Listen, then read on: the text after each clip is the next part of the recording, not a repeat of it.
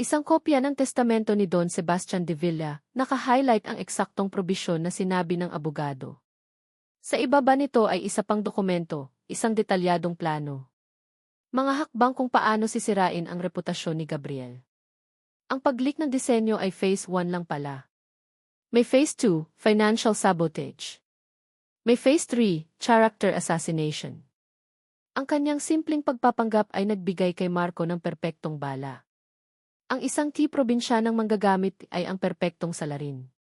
Napatitig siya sa screen, ang mukha niya ay namumutla sa pagkabigla. Kailangan niyang sabihin ito kay Gabriel. Ngayon na. Wala na siyang pakialam sa maskara. Wala na siyang pakialam sa laro. Kinuha niya ang kanyang cellphone para tawagan ito, ngunit biglang may isang malakas na boses ang pumutol sa katahimikan ng opisina. Tinay. Napalingon si Ara sa pinto. Nakatayo roon si Gabriel. Ang kanyang mukha ay puno ng pag-aalala na mabilis na napalitan ng matinding pagkalito at pagdududa. Nakita nito ang uniforme niya ng janitor, ang balde, at ngayon, nakita siya nitong nakaupo sa silya ng kapatid nito, sa harap ng bukas na computer nito, na may itsurang parang isang magnanakaw na nahuli sa akto. Nabitawan niya ang kanyang cellphone. Bumagsak ito sa sahig, ang tunog ay sumira sa nakabibinging katahimikan. Tinay, anong ginagawa mo rito? Tanong ni Gabriel, ang boses niya ay naglalaman ng isang tanong na mas malalim, isang tanong na tumagos sa puso ni Ara. Sino ka ba talaga? At isa ka rin ba sa mga kaaway ko? Ang tanong ay binitiwan ni Gabriel sa hangin, simple ngunit mabigat. Tinay, anong ginagawa mo rito? Ngunit ang mga mata niya ay may iba pang itinatanong. Bakit ka nakaupo sa silya ng kapatid ko? Bakit ka nakatingin sa computer niya? Bakit ka nakasuot ng uniforme ng janitor sa gitna ng gabi? Ang katahimikan sa pagitan nila ay parang isang malawak na bangin na biglang lumitaw. Sa kabilang dulo ay si Tinay, ang babaeng inakala niyang unti-unti na niyang nakikilala. Ang babaeng nag-aalala kapag pagod siya, ang babaeng may matalas na mata sa arkitektura, ang babaeng ipinagtanggol niya sa sarili niyang ama. Ngunit ang babaeng nasa harap niya ngayon ay isang estranghera. Isang estrangherang may mga lihim. Nakita niya ang gulat at takot sa mga mata nito. Ibinaling nito ang tingin sa sahig, umiiwas. Gabriel Acoldi. Nagsimula ito, ang boses ay nanginginig. Nag-alala ako sa'yo. Gusto ko lang malaman kung malaman ng ano, putol niya, ang boses niya ay mas matigas kaysa sa kanyang intensyon. Malaman kung may makukuha kang impormasyon. Malaman kung may mga sikreto pa ang pamilya ko na pwede mong gamitin. Ang mga salita ay lumabas na lang sa bibig niya, dala ng sakit at pagkadismaya. Ang butil ng pagdududa na itinanim ni Marco ay biglang diniligan ng eksenang ito at nagsimula itong tumubo ng mabilis. Hindi sa ganon, tanggi nito, itinaas ang kanyang tingin. Mayroong desperasyon sa mga mata nito. May nalaman ako tungkol kay Marco. May plano siya laban sa'yo. Kailangan mong maniwala sa akin. Marco. Palagi si Marco. Ang kapatid niyang laging nariyan para suportahan siya, ang kapatid niyang nag-aalala para sa kanya. At itong babae, na ilang linggo pa lang niyang kilala, ay sinisiraan ito. Plano, tumawa siya ng mapait. Ang tanging plano na nakikita ko ay ang plano mo. Ano ito, Tinay? Nagpapanggap kang janitor para makapasok sa opisina niya? Para magnakaw ng impormasyon? Hindi ako nagnanakaw, sigaw nito, ang boses ay basag. Sinusubukan kitang tulungan. Tulungan? Sa paanong paraan? Sa pagsira sa tiwala ko? Sa paglihim sa akin? Ang bawat tanong ay parang isang dagok, hindi lang para dito, kundi para na rin sa sarili niya. Gusto niyang maniwala. Diyos ko, gustong-gusto niyang maniwala. Ngunit ang ebidensya ay nasa harap niya. Hindi mo maiintindihan, bulong nito, ang mga balikat ay bumagsak sa pagkatalo. Hindi ko pa pwedeng sabihin ang lahat. At iyon na. Ang mga salitang iyon ang nagsara sa pinto. Hindi ko pa pwedeng sabihin. Ibig sabihin, mayroon pa siyang itinatago. Hindi na siya nagsalita. Tinalikuran niya ito at lumabas ng opisina. Hinintay niya ito sa pasilyo. Ilang sandali pa, lumabas ito, ang mukha ay basang-basa sa luha. Ang biyahe pa uwi ay ang pinakamahabang biyahe sa buhay niya. Walang nagsasalita. Ang hangin sa loob ng kotse ay mabigat at puno ng mga akusasyon na hindi masabi. Tinitingnan niya ang daan, ngunit ang nakikita ng kanyang isip ay ang paulit-ulit na imahe ni Tinay sa opisina ni Marco. Pagdating sa bahay, dumiretso siya sa bar. Nagsalin ulit siya ng alak. Nang pumasok si Tinay, nakatayo lang ito sa may pinto, nawawala sa likod ng maluwag na uniforme ng janitor. Ang imahe ng isang biktima. Ngunit siya ba talaga ang biktima? O siya, si Gabriel, ang biktima rito? Bakit, Tinay, tanong niya, hindi ito tinitingnan? Bakit kailangang magsinungaling? Hindi ito sumagot. Kinabukasan, lumala ang lahat. Pumasok si Marco sa bahay nila, ang mukha ay puno ng galit at pagkabigo. Kuya, tawag nito sa kanya. Nandoon si Tinay sa sala, tahimik na nakaupo sa isang sulok. May kailangan kang malaman. Kagabi may pumasok sa opisina ko. Isang janitor, sabi ng guard. At nawawala ang ilang mahahalagang dokumento. Mga financial records. Ang tanging ebidensya ko para patunayang may anomalya sa mga proyekto ni Enlis Chua, ang kasosyo ni Dad na palagi mong ipinagtatanggol. Napatingin si Gabriel kay Tinay. Nakayuko ito, ngunit nakita niya ang panginginig ng mga kamay nito. Lumingon si Marco at tila ngayon lang napansin si Tinay. Teka, bakit ganyan ang itsura mo? Tanong nito, tinitingnan ang namumugto nitong mga mata. Parang ikaw yung ninakawan. Ang sarkasmo ay tumagos ng malalim. Si Marco, na biktima ng pagnanakaw, ay tila walang kamalay-malay. At si Tinay, ang nag-iisang tao na nasa opisina ni Marco kagabi, ay naroon, umiiyak. Ang lahat ng piraso ay nagdudugtong sa isang larawang ayaw tingnan ni Gabriel. Marco, tama na, sabi ni Gabriel, ang boses ay pagod. Hindi, kuya. Kailangan mong malaman, giit ni Marco. Ang mga dokumentong iyon ang maglilinis sana sa pangalan mo. Pero ngayon, nawala na. Kung sino man ang kumuha noon, gusto tayong pabagsakin. Pagkatapos umalis ni Marco, hinarap ni Gabriel ang babaeng pinakasalan niya. Ang babaeng pinagtanggol niya. Ang babaeng sinimulan niyang pagkatiwalaan. Ang init ng pag-aalala at ang kislap ng pag-asa na naramdaman niya sa mga nakaraang linggo ay napalitan ng isang malamig na pader ng hinala. Ang pader na iyon ay mas mataas at mas matibay kaysa sa anumang pader na kaya niyang idisenyo.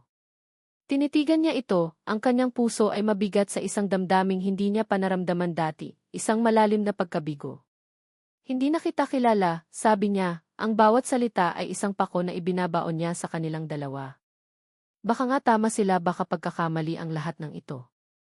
Nakita niya ang sakit sa mga mata nito.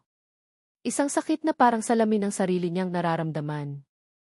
Ngunit huli na ang lahat.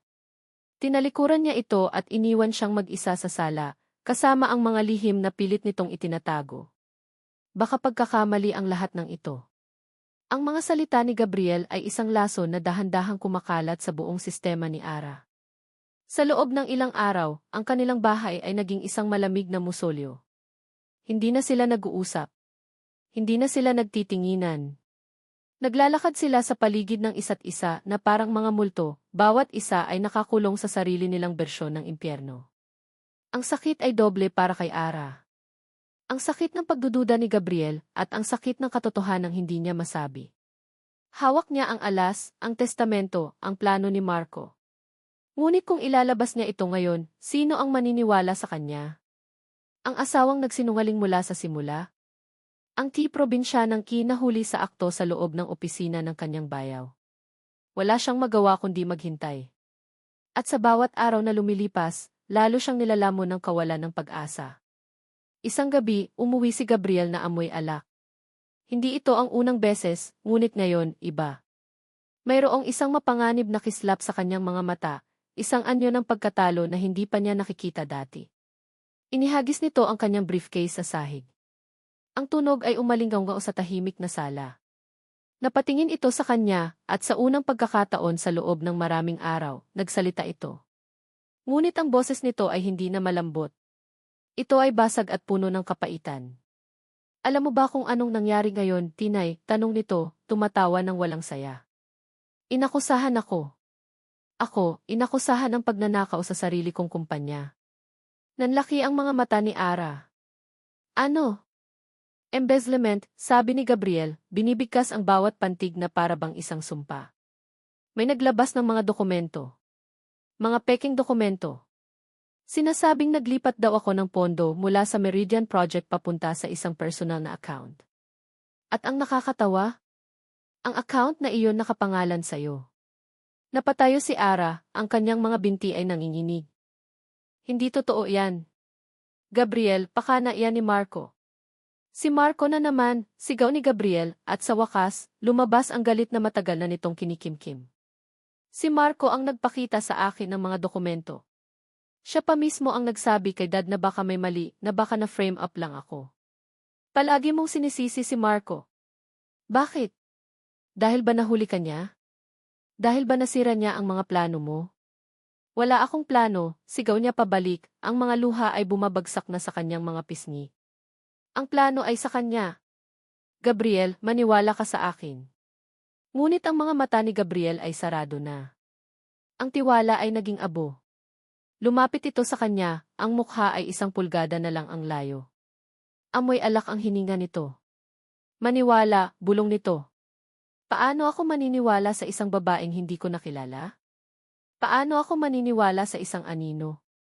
Tinalikuran siya nito at iniwang nanginginig sa gitna ng sala. Phase 2, Financial Sabotage. Nagtagumpay si Marco. Kinabukasan, dumating ang pinal na dago. Isang tawag mula kay Don Miguel. Isang emergency board meeting. Pinuntahan ni Ara si Gabriel sa kwarto nito. Nakaupo lang ito sa gilid ng kama, nakatingin sa kawalan. Ang matipunong balikat nito ay bumagsak. Ang liwanag sa kanyang mga mata ay wala na. Gabriel T. Huwag, sabi nito, hindi siya tinitingnan. Huwag ka nang magsalita. Umalis ito nang hindi na muling lumilingon. Alam ni Ara na ito na ang katapusan. Ang katapusan ng karera ni Gabriel. Ang katapusan ng lahat. Maliban na lang kung pumunta siya sa kanyang silid. Ang silid ni Tinay. Ang silid na puno ng mga damit na kupas at luma. Ngunit sa likod ng aparador na iyon, may isang nakatagong pinto. Isang pinto papunta sa isang walk-in closet na hindi pa nabubuksan mula nang lumipat sila. Ang walk-in closet ni Cristina Alcaraz. Binuksan niya ito. Ang amoy ng mamahaling pabango at katad ay sumalubong sa kanya. Naroon ang kanyang mga damit, mga eleganteng blusa, matitikas na pantalon, mga bestidang nagpapahayag ng kapangyarihan. Naroon ang kanyang mga sapatos. Ang kanyang mga alahas. Ang kanyang tunay na pagkatao. Ang lahat ng ito ay tinago niya, iniwan, para sa isang larong ngayon ay naging isang digmaan. Tumayo siya sa harap ng salamin. Tinitigan niya si Tinay B, ang magulong buhok, ang peking nunal, ang makapal na salamin. Ang babaeng ito ay mahina. Ang babaeng ito ay talunan. Hindi na pwede. Kinuha niya ang kanyang cellphone at tinawagan ang isang numero na matagal na niyang hindi tinatawagan. Hello, sagot ng boses sa kabilang linya. Ang kanyang ama. Itay, sabi ni Ara, at ang boses na lumabas ay hindi na kay Tinay. Ito ay malamig. Matigas. Puno ng bakal na determinasyon. Tapos na ang laro. Isang sandaling katahimikan. Anak, anong ibig mong sabihin? Oras na para harapin ang katotohanan, sabi ni Ara. Lahat ng katotohanan. Ibinaba niya ang telepono bago pa makasagot ang kanyang ama. Humarap siya ulit sa salamin. Dahan-dahan, tinanggal niya ang makapal na salamin. Inalis niya ang peking nunal. Sinuklay niya ang kanyang buhok gamit ang kanyang mga daliri, hinahayaang lumabas ang natural na alon nito. At sa wakas, nakita niya ulit ang sarili niya. Si Cristina Alcaraz. Lumapit siya sa kanyang aparador. Hindi ang aparador ni Tinay, kundi ang sarili niyang aparador. Kinuha niya ang isang itim na power dress. Isang peres ng matataas na stiletto. Isang kwintas na simple ngunit elegante. Isinuot niya ang mga ito. Bawat piraso ng damit ay parang isang baluti. Bawat pag-ayos sa sarili ay isang paghahanda para sa laban. Tapos na ang pagtatago. Tapos na ang pagiging anino. Kung babagsak ang mundo ni Gabriel, hindi siya manonood lang sa gilid. Ibabagsak niya ang langit para iligtas ito. Ang boardroom ay parang isang arena ng mga Romano. At si Gabriel ang gladiator na sugatan, walang sandata, at naghihintay na lang ng hatol mula sa emperador. Ang kanyang ama, si Don Miguel, ang nakaupo sa dulo ng mesa, ang mukha ay kasing tigas ng bato. Ang mga miyembro ng board ay ang mga manonood, ang kanilang mga mata ay puno ng paghuhusga at pagkadismaya. Nakatayo sa gitna si Marco, ang kanyang kapatid, ang kanyang berdugo. At kaya, mga Ginoo, sabi ni Marco, ang boses ay puno ng peking pagsisisi, sa kabila ng pagmamahal ko sa aking kapatid, wala akong magagawa kundi ipakita sa inyo ang mga katibayang ito. Ang mga bank statement, ang mga peking invoice, ang lahat ay tumuturo sa iisang tao. Itinaas ni Marco ang isang folder. Si Gabriel de Villa. Hindi kumibo si Gabriel. Wala nang natitirang lakas sa kanya para lumaban. Tinanggap na niya ang kanyang kapalaran. Ang sakit ng pagkakanulo, mula man kay Tinay o sa isang taong hindi niya kilala, ay mas matindi kaysa sa anumang kahihiyan na nararamdaman niya ngayon. Talo na siya. Mayroon bang gustong sabihin si Gabriel para ipagtanggol ang kanyang sarili? Tanong ni Don Miguel, ang boses ay malamig, opisyal. Umiling lang si Gabriel. Para saan pa? Kung ganoon, nagsimula si Don Miguel, handa nang ibigay ang hatol. Ngunit bago pa niya matapos ang kanyang sasabihin, isang malakas na tunog ang pumutol sa lahat. Ang dalawang malalaking pinto ng boardroom ay bumukas ng sabay. Lahat ng mga mata ay napalingon sa pinto. At doon, nakatayo ang isang babae. Hindi lang basta isang babae. Isa siyang aparisyon. Nakasuot ito ng isang itim na bestida na perpektong bumagay sa kanyang katawan. Ang kanyang buhok ay may natural na alon na umaabot sa kanyang balikat. Ang kanyang mga mata ay matalas, matalino, at puno ng isang apoy na hindi pa nakikita ni Gabriel kahit kanino. Mayroon siyang isang aura ng kapangyarihan at kumpiyansa na tila kayang payukuin ang sinumang lalaki sa silid. Isang kolektibong paghinga ang narinig sa buong silid. Sino siya? Tumingin si Gabriel sa kanya. Mayroong isang bagay sa babaeng iyon, isang bagay na pamilyar. Ang paraan ng pagtayo niya. Ang hugis ng kanyang mga labi. At higit sa lahat, ang kanyang mga mata. Sa likod na nag-aapoy na determinasyon, nakita niya ang isang pahiwatig ng kalungkutan. Isang kalungkutan na nakita na niya dati. Saan? Napatingin siya sa mga mata sa likod ng makapal na salamin. Ang mga mata ni Tinay. Impossible. Ang babae ay nagsimulang maglakad papasok. Ang bawat tapak ng kanyang stiletto sa marmol na sahig ay parang isang tambo ng digmaan. Dahan-dahan. May layunin. Ang lahat ay napaurong sa kanyang pagdaan. Huminto siya sa gitna ng silid, sa tabi ni Gabriel. Si Marco ang unang nakabawi ng boses. Sino ka? Hindi ka imbitado rito. Security. Ngunit hindi na tinag ang babae. Hindi niya pinansin si Marco. Sa halip, tumingin ito sa lahat ng miyembro ng board, isa-isa. Pagkatapos, tumingin ito kay Don Miguel. At sa huli, tumingin ito kay Gabriel. Sa isang saglit, ang apoy sa mga mata nito ay napalitan ng sakit. Isang mabilis na kislap ng pagsisisi bago ito muling naging bakal. Paumanhin sa aking paggambala, sabi ng babae, ang kanyang boses ay kalmado ngunit may bigat. Malinis. Edukada. Walang bahid ng pagiging probinsyana. Ngunit may karapatan akong mapunta rito. At anong karapatan iyon, miss? Tanong ni Don Miguel, naiinis. Tumingin ang babae kay Marco, isang maliit at mapanganib na ngiti ang sumilay sa kanyang mga labi. Pagkatapos ay ibinaling niya ang kanyang tingin sa buong silid. Ang pangalan ko ay Cristina Alcaraz. May ilang bumulong sa pangalang iyon. Ang nag-iisang anak ni Don Ricardo Alcaraz, ang kanilang kasosyo sa negosyo. Pagkatapos ay idinugtong niya ang mga salitang nagpayanig sa mundo ni Gabriel. Asawa ni Gabriel de Villa.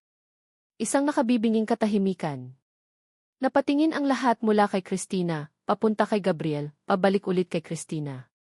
Si Gabriel mismo ay hindi makagalaw, hindi makahinga. Ang isip niya ay naguguluhan, sinusubukang pagdugtungin ang imposible. Si Tinay ay si Cristina Alcaraz. Ang babaeng pangit at simple ay itong diyosa ng kapangyarihan na nakatayo sa tabi niya. Ang lahat ay isang kasinungalingan. At nandito ako, pagpapatuloy ni Cristina, ang kanyang boses ay tumaas, puno ng otoridad, na para bang siya ang nagmamay-ari ng silid. Para sabihin sa inyo ang totoong kwento. Ang katahimikan sa boardroom ay halos pwedeng hiwain ng kutsilyo. Si Ara, hindi, si Christina na ngayon, ay nakatayo sa gitna ng lahat, ramdam ang bigat ng mga mata ng bawat isa. Lalo na ang mga mata ni Gabriel. Ang mga matang iyon, na dati puno ng kabaitan at pag-aalala, ay puno na ngayon ng isang malalim na dagat ng pagkalito at sakit. Ang bawat titig nito ay isang punyal sa kanyang puso, ngunit tiniis niya. Kailangan niya. Asawa. Anong pinagsasabi mo? Si Marco ang unang sumigaw, ang mukha ay namumutla. Ang asawa ng kuya ko ay isang simpleng probinsyana. Isang manggagamit. Ikaw sino kang impostor? Isang malamig na ngiti ang gumuhit sa mga labi ni Christina. Ako nga ang asawa niya. Ang pinakasalan niya sa simbahan at ang babaeng sinubukan mong gamitin para sirain siya. Ang kaibahan lang, Marco, ay mas matalino ako kaysa sa inaakala mo. Bago pa makasagot si Marco, isa pang tao ang pumasok sa silid. Ang kanyang ama, si Don Ricardo Alcaraz. May dala itong briefcase. Tumayo ito sa tabi niya, isang senyales ng suporta. Ang anak ko ay nagsasabi ng totoo, sabi ni Don Ricardo, ang boses ay matatag. Ako ang nagplano ng pagpapanggap. Isang pagkakamali na pinagsisisihan ko. Ngunit ngayon, narito kami para itama ang lahat. Binuksan ni Christina ang briefcase. Inilabas niya ang isang tablet at ikinonekta ito sa malaking screen sa boardroom. Let's start with phase 1, sabi niya, ang boses ay parang isang CE na nagpipresenta. Ang paglik ng disenyo ng Meridian Tower. Ipinakita niya ang isang audio file. Pinindot niya ang play. Ang boses ni Marco ang umalinggaw sa buong silid, galing sa isang recording na lihim niyang kinuha noong gabi sa veranda. Sisiguraduhin kong babagsak si kuya. Nanlaki ang mga mata ni Marco. Saan mo nakuha yan? Illegal yan. Mas illegal ba kaysa sa pagnanakaw ng intellectual property at paninira sa kapatid mo? Ganti ni Christina. Nagpatuloy siya. Ipinakita niya ang mga email records, ang mga encrypted messages na na-decipher ng isang computer expert na kinuha ng kanyang ama. Ang lahat ay nagpapatunay na si Marco, gamit ang isang dummy account, ang siyang nagpadala ng mga plano sa Velasco Holdings. At ngayon, Phase 2, Embezzlement. Inilabas niya ang mga dokumentong nakuha niya mula sa computer ni Marco. Ang mga peking bank statement. Madali lang i-trace ang mga ito pabalik sa isang graphic artist na binayaran ni Marco para pekehin ang pirma ni Gabriel. Narito ang resibo ng kanyang bayad. Bawat ebidensya na inilalabas niya ay isang pako sa kabaong ni Marco. Ang mukha nito ay nagbabago mula sa pagkabigla, papunta sa galit at ngayon sa purong takot. Tumingin ito sa kanilang ama, kay Don Miguel, naghahanap ng tulong. Ngunit si Don Miguel ay nakatitig lang, ang mukha ay hindi mabasa. At ang pinakamalaking tanong, pagpapatuloy ni Christina, nilalakad ang silid na parabang entablado niya ito. Bakit? Bakit mo gagawin ang lahat ng ito sa sarili mong kapatid? Dahil ba sa inggit? Sa posisyon? Tumingin siya ng diretso kay Marco. O dahil dito? Ang huling ebidensya ay lumabas sa screen. Ang kopya ng testamento ni Don Sebastian de Villa. Naka-highlight ang isang pangungusap, ang 70%, 70% ng voting shares ay mapupunta sa unang apo niyang lalaki na makakapag-asawa at magkakaroon ng anak na lalaki. Isang malakas na lagabog. Si Marco, sa kanyang pagkataranta, ay naitulak ang kanyang silya. Sinungaling, sigaw nito, ang kanyang pagiging kalmado ay tuluyan ng nawala. Dinuro niya si Christina. Gawa-gawa mo lang lahat yan. Gusto mong sirain ang pamilya namin. Hindi ako ang sumisira sa pamilya ninyo, Marco.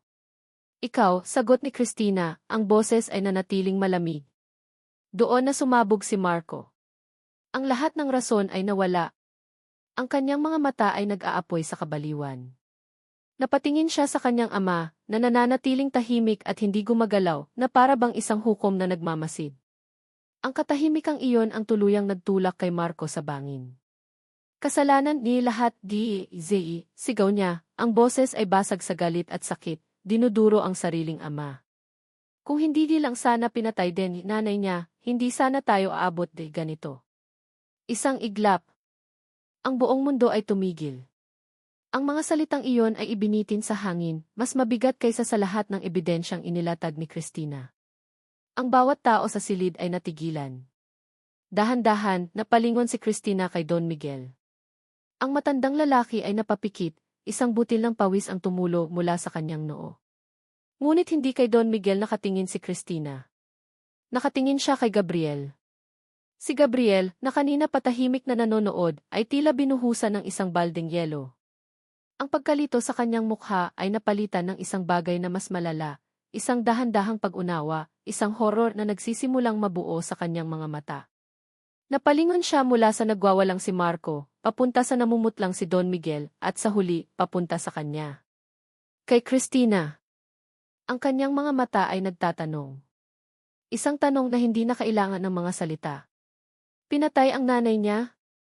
Ang hangin ay muling nawala sa baga ni Christina. Ang tagumpay niya ay naging abo. Sa paglalantad niya sa isang katotohanan, isang mas malaki at mas madilim na lihim ang sumabog, at ngayon, lahat sila ay nasa gitna ng pagsabog na iyon. Totoo ba? Bulong ni Gabriel, ang boses ay nanginginig, nakatingin ng diretso sa kanya. Totoo ba ang sinabi niya? Totoo ba ang sinabi niya? Ang tanong ni Gabriel ay isang bulong, ngunit umalinggaw ito sa nakabibinging katahimikan ng boardroom na parabang isang sigaw. Ang kanyang mga mata ay nakapako kay Christina. Hindi na niya nakikita ang mga miyembro ng board. Hindi na niya naririnig ang paghahagulhol ni Marco. Hindi na niya nakikita ang kanyang ama. Tanging si Christina lang. Ang babaeng may dalawang mukha, ang babaeng may dalawang pangalan, at ngayon, ang babaeng may hawak ng isang katotohanang kayang dumurog sa kanyang buong pagkatao. Hindi sumagot si Christina. Ngunit hindi na niya kailangan. Ang sakit sa mga mata nito ay sapat ng sagot. Isang malakas na iyon. Parang gumuho ang sahig na kanyang kinatatayuan. Dalawang katotohanan ang sabay na sumampal sa kanya. Ang kanyang kapatid ay isang traidor na gustong sirain siya. At ang kanyang ama, ang kanyang respetadong ama, ang haligi ng kanilang pamilya, ay isang mamamatay tao. Dahan-dahan, ibinaling niya ang kanyang tingin sa kanyang ama. Si Don Miguel ay nakaupo pa rin, ngunit ngayon, ang kanyang mukha ay hindi na matigas. Ito ay mukha ng isang matandang lalaking biglang binuhat ang bigat ng buong mundo. Ang kanyang mga balikat ay bumagsak. Ang kanyang mga mata ay nakapikit, na parabang sa pagpikit ay mawawala ang lahat ng ito. Dad, tawag ni Gabriel, ang boses niya ay basag. Dad, totoo ba? Hindi gumalaw si Don Miguel.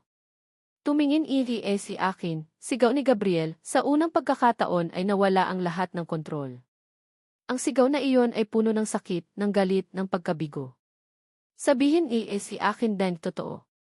Dahan-dahang iminulat ni Don Miguel ang kanyang mga mata. At sa mga matang iyon, nakita ni Gabriel ang kumpirmasyon. Isang titig na puno ng pagsisisi na huli na ang lahat. At sa sandaling iyon, isang bagay sa loob ni Gabriel ang tuluyang nabasag. Ang imahe ng kanyang ama, ang pundasyon ng kanyang buhay, ay gumuho at naging alabok. Umatras siya, palayo sa kanyang ama, palayo kay Marco. Ang kanyang mundo ay naging isang silid na puno ng mga estranghero. Puno ng mga sinungaling. Puno ng mga halimaw. At napatingin siya ulit kay Christina. Siya. Alam niya. Alam niya ang lahat mula sa simula. Ang pagpapanggap bilang si Tinay. Ang kasal. Ang lahat ay konektado sa madilim na sikretong ito. Umalis na tayong lahat, sabi ni Don Ricardo, sinusubukang kontrolin ang sitwasyon. Hayaan muna natin sila. Isa-isang nagsilabasan ang mga miyembro ng board, tahimik, ayaw madamay sa drama ng pamilya. Kinalagkad ng security si Marco na patuloy na nagwawala. Tanging sila na lang ang naiwan, si Gabriel, si Christina, si Don Miguel, at si Don Ricardo. Ang apat na sulok ng isang sirang kasunduan. Gabriel T. Nagsimulang magsalita si Christina. Huwag, putol niya. Gusto ko siyang makausap. Tayong dalawa lang. Nagkatinginan sina Don Ricardo at Don Miguel. Sa huli, tumango si Don Ricardo at inalalayan palabas si Don Miguel na tila isang basahan. Isinara nila ang pinto. Ngayon, sila na lang dalawa. Sa gitna ng mga guho ng kanilang mga pamilya. Bakit? Tanong ni Gabriel, ang boses niya ay mahinahon na ngayon, ngunit ang kahinahunan na iyon ay mas nakakatakot kaysa sa sigaw. Bakit hindi mo sinabi sa akin, Ara? Ginamit niya ang pangalang iyon, Ara. Ang pangalan sa likod ng maskara. Ang lahat ng ito ang pagpapanggap ang pagsubok ay dahil ba sa galit? Paghihiganti. Umiling si Christina, ang mga luha ay malayang bumabagsak sa kanyang mukha.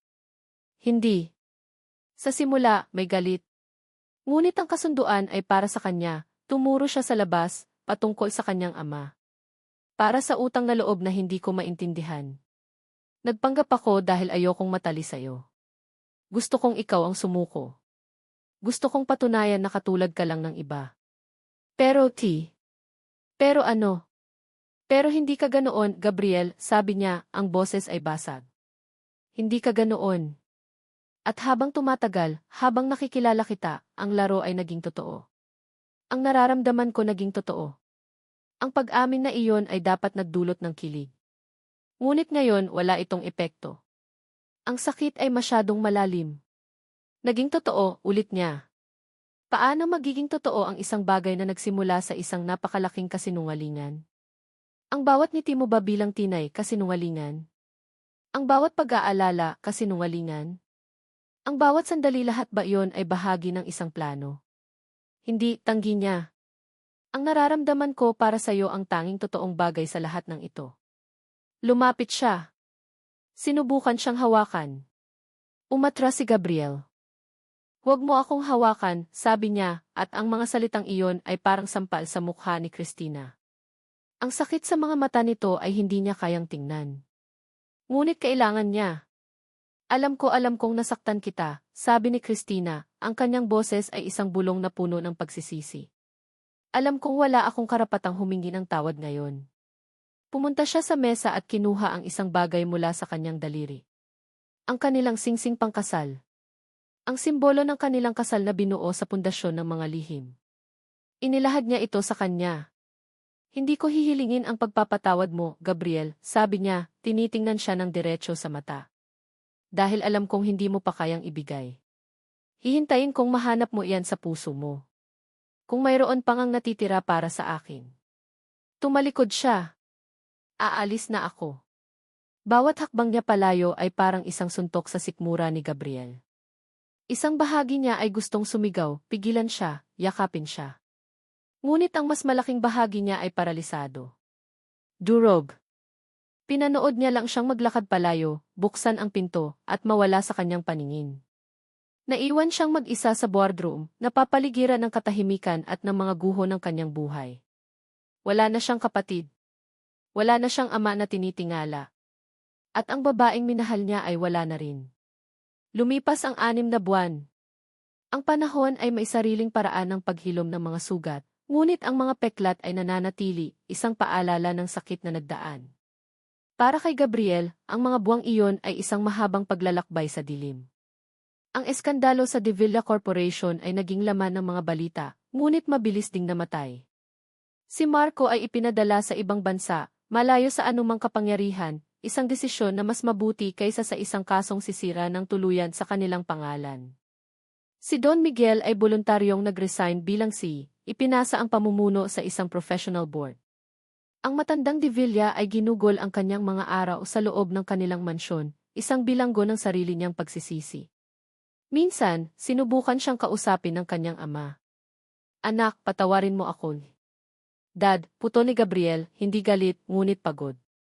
Ang pagpapatawad ay isang proseso. Para sa ating dalawa.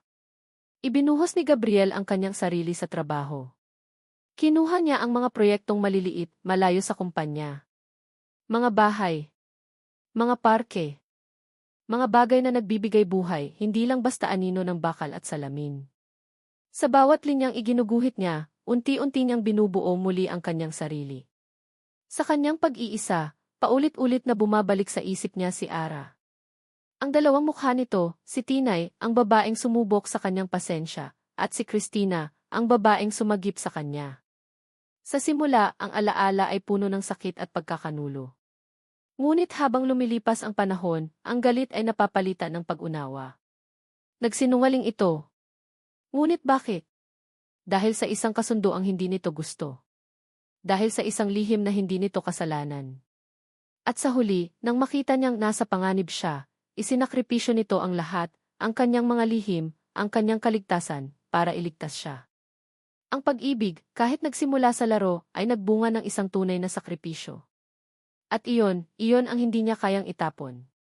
Isang umaga, nagising si Gabriel na may isang malinaw na desisyon. Nagmaneho siya papunta sa isang lugar na matagal na niyang hindi pinupuntahan. Ang sementeryo. Hinanap niya ang isang puntod na may pangalang Amelia Alcaraz. Ang ina ni Ara. Naglagay siya ng isang pumpo ng puting bulaklak. Hindi siya nagsalita. Tumayo lang siya roon, isang tahimik na paghingi ng tawad para sa isang kasalanang hindi siya ang gumawa. Isang pagkilala sa sakit na pinagdaanan ng pamilya nito. Cristina Ara Alcaraz. Para kay Ara, ang 6 na buwan ay isang pagpapalaya. Pagkatapos ng eskandalo, inasikaso niya ang kanyang ama na labis na naapektuhan ng mga pangyayari. Ngunit sa unang pagkakataon, ang kanilang relasyon ay naging totoo, walang mga lihim, walang utang na loob na nakaharang. Itinatag niya ang sarili niyang maliit na interior design firm. Alcaraz Designs. Kumuha siya ng mga kliyente, maliliit sa simula, ngunit ang kanyang talento ay hindi maitatago. Unti-unti nakilala ang kanyang pangalan.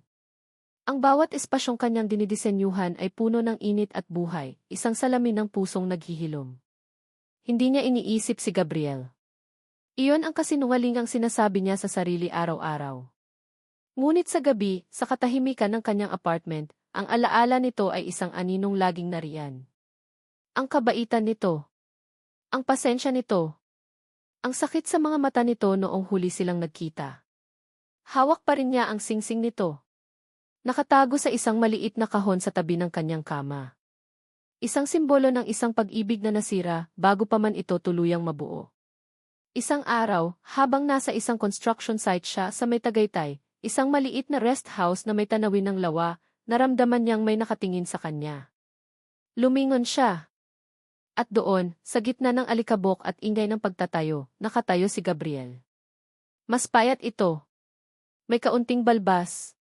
Ngunit ang mga mata nito ay kalmado na ulit. Parang ang lawa sa kanyang harapan. Tumigil ang mundo ni Ara. Ang mga karpintero ay naglaho. Ang ingay ng martilyo ay nawala. Tanging siya at si Gabriel lang. Dahan-dahan itong lumapit.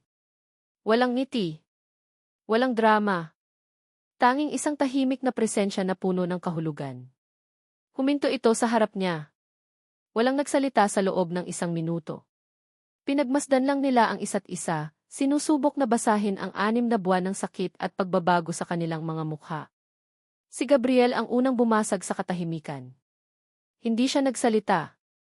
Sa halip, inilahad niya ang kanyang kamay. Sa palad nito ay isang singsing. Ang kanyang singsing pangkasal. Ang singsing na isinauli niya. Tumingin si Ara mula sa singsing papunta sa mga mata ni Gabriel. Naghihintay. Sinubukan kong itapon ito, sabi ni Gabriel, ang boses ay mahina ngunit malinaw. Sinubukan kong kalimutan. Pero hindi ko kaya.